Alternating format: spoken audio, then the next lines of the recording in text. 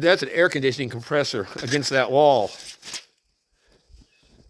And we had 19 inches on the snow drift in the front yard.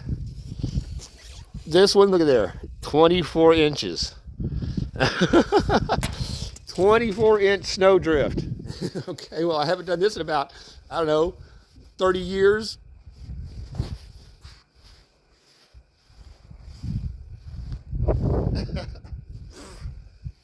Lovely.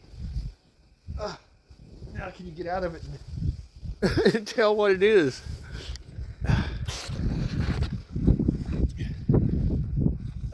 Actually, I can kind of see it. That's a pretty good angel, I'd say. Fun in Winter Wonderland out here, man. I'll tell you guys, it's